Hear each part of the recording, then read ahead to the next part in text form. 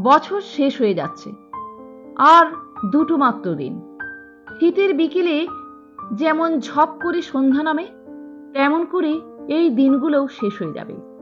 রবিবার রাত ফুরলেই একটা আস্ত নতুন বছর।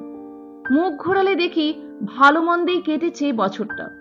অনেক ভালো লাগার পাশে গা ঘেঁষে বসে আছে খারাপ কিছু কথা। মন খারাপ করে দেওয়া পরিচিতের ব্যবহারের পাশে গুটিসুটি মেরে বসেছে ভালো লাগার অনুভূতি। এই নিয়েই জীবন। কেউ অনেক কথা বলতো, কবে থেকে যেন চুপ করে গেছে। কেউ প্রতিপক্ষ ভেবে নিরন্তর প্রস্তুতি নিচ্ছে। কেউ ভালোবাসতে ভুলে গেছে, কেউ আর ভালোবাসে না। কিছু সম্পর্ক ব্লক লিস্টে পড়ে রেখেছে।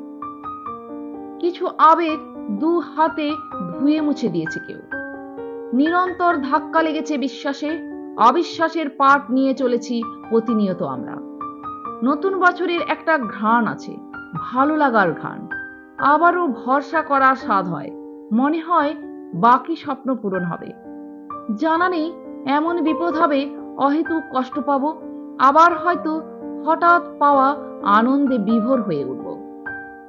আপনি কি জানেন আপনার পরিচিত কিংবা চেনা জানা অনেকের সাথে আপনার শেষ দেখা হয়ে গেছে? পরে দেখা হবে বলেছেন যাদের, তাদের মধ্যে অনেকের সাথে আপনার দেখা হবে আসলে পরকালে। বছরের পর বছর আমাদের কন্টাক্ট লিস্টে ভরে উঠেছে মৃত ফোন নাম্বারে।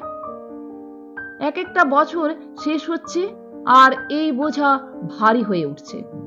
আর এরই মাঝে আমরা বোকার মতো প্রার্থনা করে ফেলছি, পরের বছরটা যেন এরকম না হয় ঠাকুর। গত ডিসেম্বরে যাদের সাথে যোগাযোগ ছিল তাদের সাথে হয়তো এই ডিসেম্বরে যোগাযোগ নেই। আবার এই ডিসেম্বরে যাদের সাথে যোগাযোগ আছে, আগামী ডিসেম্বরে হয়তো তাদের সাথে আর যোগাযোগ নাও হতে পারে। সময়ের সাথে প্রিয় মানুষও হারিয়ে যায়। আসলে ভালো মানুষ হয়ে থাকা সহজ ব্যাপার নয়। অনেক দুঃখ কষ্ট সহ্য করতে হয়। মানুষ এত চালাক হয়ে গেছে যে কাউকে ভালো মানুষ বুঝতে পারলে তার মূল্য দেয় না, তার মতো হওয়ার চেষ্টা করে না, বরং তার ভালো মানুষের ফায়দা তুলে তাকে দুমড়ে মুচড়ে ফেলে দেয়। কেউ উপকারী বুঝলে তার থেকে উপকার নিয়ে নিয়ে ফুলে ফেপে ওঠে, অথচ তার প্রয়োজনে দরজা আটকে দেয়। কেউ না বলতে পারে না বুঝলে তাকে দিয়ে যা পারে তাই করিয়ে নেয়, অথচ সে কখনো কিছু চাইলে মুখের উপর না বলে দেয়। কেউ সহজ সরল বুঝলে তাকে বোকা বানিয়ে দেয়। কেউ দয়ালু বুঝলে তার থেকে দুহাত পেতে নিতে নিতে নিঃস্ব করে দেয়। কেউ বিশ্বাসের দাম দিচ্ছে বুঝলে তার পিঠে ছুরি গেঁথে দেয়।